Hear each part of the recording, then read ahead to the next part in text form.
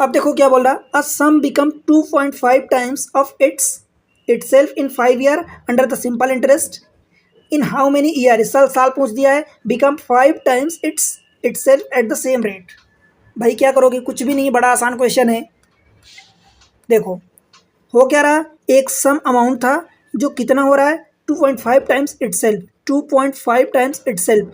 अब ये कितने साल में, 5 साल में, तो ये देखो 5 साल में कितना हो गया, 2.5 गुना हो गया, 2.5 गुना हो गया। इसका मतलब इसकी ब्याज कितनी बनी, तो 1.5 पी आपकी ब्याज बन गई। 2.5 पी में से प्रिंसिपल माइनस कर दोगे तो ब्याज बचेगा। समझ आया? कहोगे कैसे, तो भाई अमाउंट क्या होता है, प्रिंसिपल प्लस एसआई। ये वाला अमाउंट होगा और ये वाला प्रिंसिपल है, तो अमाउंट ये 2.5 पी बराबर प्रिंसिपल प्लस एसआई। इस पी को उधर ले जाओगे तो 1.5 पी बचेगा, मतलब एसआई की वैल्यू आपकी आ जाएगी 1.5 पी। समझ आया?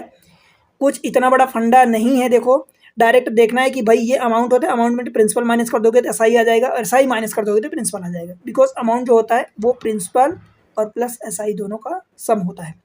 क्लियर है? कोई दिक्कत नहीं यहाँ तक? बोल रहा है कि इन how many year will it become 5 times itself, कितने साल में ये अब खुद का 5 गुना हो जाएगा। तो अगर इसको 5 गुना होना है, इसका मतलब 4 पी की ब्याज बनेगी। अब 1.5 पी बनने में 5 साल लग गया, तो भाई 4 पी बनने में कितना टाइम लगेगा, तो बस वही एक जो आपका नियम होता है, बस सीधा ऐसा लगा दो कि आपको जो कैलकुलेट करना है, राइट। हमेशा कहता हूँ कि जैसे 4 पी आपको कैलकुलेट करना, तो ये 4 पी लिखो, जो आपको दिया है, दिया क्या है 1.5 P is equal to 5 year, यही दिया है। तो जो दिया है इसको डिवाइड करो। देखो पी ले रहे हो तो पी वाला ही डिवाइड करोगे, ये ईयर को नहीं डिवाइड करोगे, बिकॉज ईयर आपको फाइंड करना है तो उसको मल्टीप्लाई करोगे। तो 1.5 पी और ईयर आपको फाइंड करना है तो उसको मल्टीप्लाई करोगे। बस इसको काट पीट कर लो, आप सॉल्व कर लो, आंसर आ जाएगा। 5 से काटोगे तो 5 3 15, मतलब 0.3 पी, ये पी तो कट जाएगा। ऊपर क्या बचा 4 और नीचे क्या बचा 0.3, तो इसको 40/3 कर दो साल, और शब्दों में लिखोगे तो 13 या 39, 13 1/3 हो जाएगा ईयर। बोलो भाई, क्या इतनी बात समझ आई?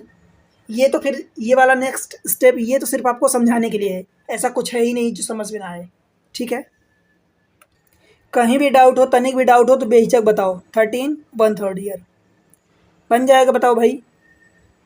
अगले क्वेश्चन को देख लो, क्वेश्चन नंबर 26 क्या है, certain some become 4 times itself in 8 year at the simple interest in how many year will it become 12 times itself at the same rate.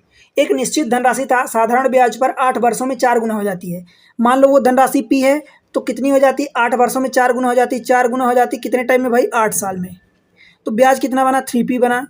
फिर आपसे क्या पूछ रहा है, समान दर पर कितने वर्षों में यह 12 गुना हो जाएगी। समान प्रिंसिपल वही है, समान दर पर 12 गुना हो जाएगी तो 12 पी हो जाएगी, मतलब आपको ब्याज कितनी बनी, 11 पी। तो 11 पी बनाने में आपको कितना टाइम लगेगा, 3 पी बनाने में 8 साल लगा, तो 11 पी। जब भी आपको ऐसी चीज़ें कैलकुलेट करनी होती है, मैं बोलता हूँ जो चीज़ें गिवन है उसको यहाँ पर ये फाइंड करना है तो इसको ऊपर रखोगे 11 पी। यहाँ पर 3 पी दिया है तो 3 पी को डिवाइड कर दो, ईयर फाइंड करना तो ये 8 साल।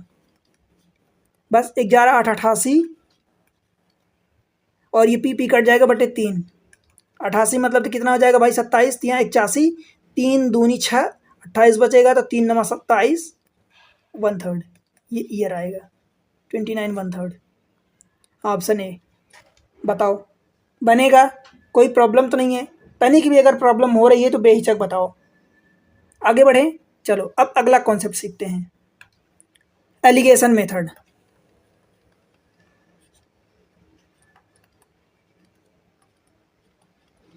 एलिगेशन मेथड आप जानते हो, कई जगह मैं पढ़ाया हूँ इसको, मिश्रण विधि।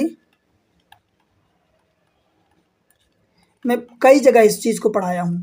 बस आपको जहाँ समझ में आए समझना है कि इसको कहाँ हम यूज़ कर सकते हैं। जहाँ समझ आए, अगर लगता है कि आप अप्लाई कर सकते हो तो बिल्कुल अप्लाई कर दो, इसमें कुछ भी ऐसा नहीं है, राइट।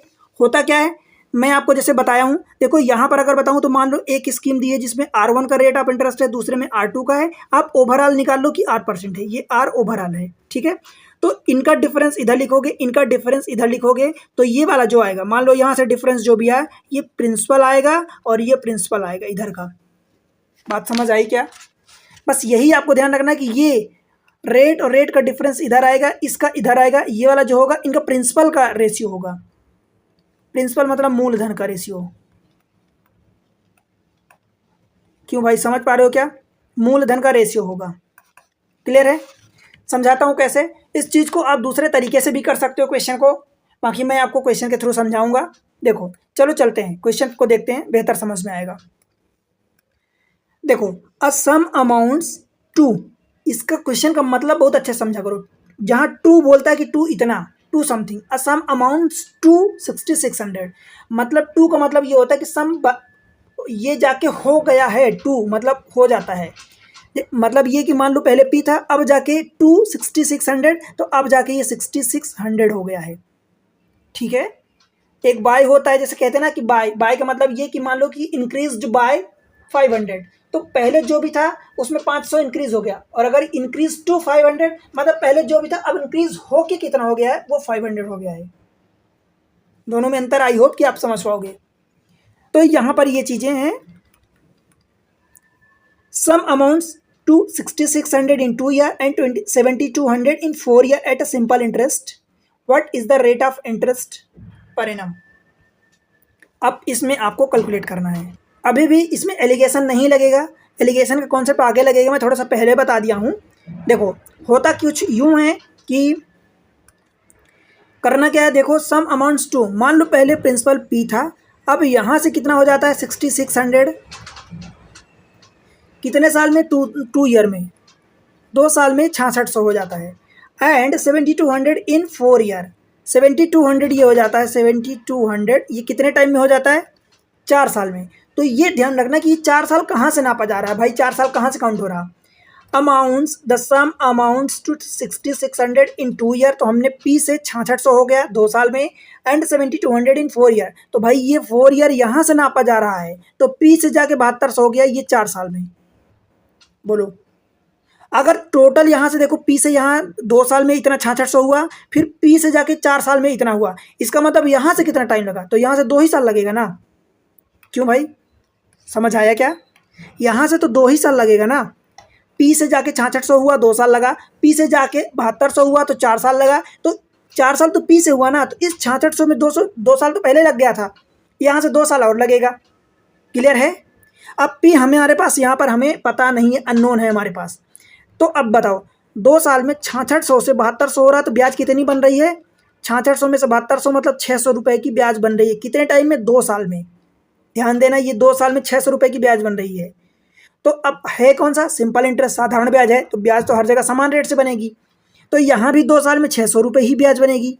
बोलो भाई, 2 साल में अगर यहाँ 600 ब्याज बनी, तो यहाँ भी तो 2 साल में 600 बनेगी। मतलब पी से 600 रुपये ब्याज बनने के बाद ये 6600 हो गया, इसका मतलब पी कितना रहा होगा, 6600 में से ब्याज को माइनस कर दोगे तो ये 6000 बचेगा, ये आपका पी रहा होगा। बात समझ में आई क्या भाई?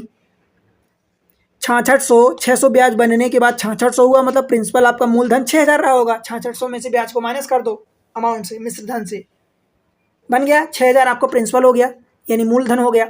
अब आपसे पूछा क्या, what is the rate of interest, भाई कहीं का निकाल लो, कोई सा भी निकाल लो, बस ध्यान रहे कि जो चीज़ें करनी है उसके अनुसार करना है। ये 2 साल में 600 बना, 2 साल में, तो 1 साल में 300 रुपये की ब्याज बनेगी। समझ आया, नहीं समझ आया? 2 साल में 600 रुपये की ब्याज बनी भाई, 2 साल में यहाँ पर भी 600 की ब्याज बनी, तो 1 साल में ब्याज कितनी बनी, 300 रुपये बनेगी, आधा बनेगी। क्यों? क्योंकि सिंपल इंटरेस्ट है, साधारण ब्याज है, तो ब्याज तो हर जगह, अगर मूलधन सेम है, रेट ऑफ इंटरेस्ट सेम है, तो ब्याज तो बराबर बनेगी। तो पहले साल भी 300 बनेगी, दूसरे साल भी, तीसरे साल, हर साल 300 बनेगी, तो ब्याज हो गई। ब्याज का फार्मूला लगा वही, SI is equal to PRT upon 100। तो ब्याज हमारी 300 बनी, तो 300 ब्याज बराबर पी। अब प्रिंसिपल कितना लोगे, ये 6000, 6000 पी आर मतलब वही तो आपको फाइंड करना, रेट ऑफ इंटरेस्ट, तो आर आपको फाइंड करना टी। टाइम ये 1 साल की ब्याज है, तो टाइम यहाँ पर 1 साल लिखोगे ना, अगर 2 साल की लिखते तो यहाँ 2 लिखते। बात समझ पा रहे हो? अगर यहाँ से 12 से लिखते तो फिर 4 साल की ब्याज लिखते, क्योंकि जितने टाइम की ब्याज लिखोगे टाइम उतना लिखोगे ना भाई। डिवीजन में 100, 2 जीरो से 1, 2 जीरो कट जाएगा, ये वाला 1 जीरो बचा तो 1 जीरो ये काट दो, 6 से काटोगे तो 6 पंचे 30, आर की वैल्यू सीधा सीधा 5% आ गई। बोलो भाई, क्या मैं आपको यहाँ पर बहुत बड़ी चीज़ बताया हूँ क्या? है छोटी सी चीज़, बस आपको समझना है कि भाई जितना दिया है उसके अनुसार आप काम कर लो, हो गया। कुछ भी ऐसा नहीं है जो मैं आपको यहाँ समझाया हूँ और समझ ना आए। मैं क्या किया भाई, यहाँ से कुछ टाइम लगा यहाँ जाने में, तो जो टाइम लगा, फिर यहाँ से यहाँ गए कुछ, तो हमारे पास ये हुआ कि टोटल एक बार यहीं से टाइम दोनों बार दिया था, तो हमने यहाँ से यहाँ का निकाल लिया 2 ईयर का, तो 2 साल में अगर ब्याज इतनी बन रही तो इधर भी उतनी बनी होगी। क्यों? क्योंकि साधारण ब्याज है, सिंपल इंटरेस्ट है। ठीक है, चलो।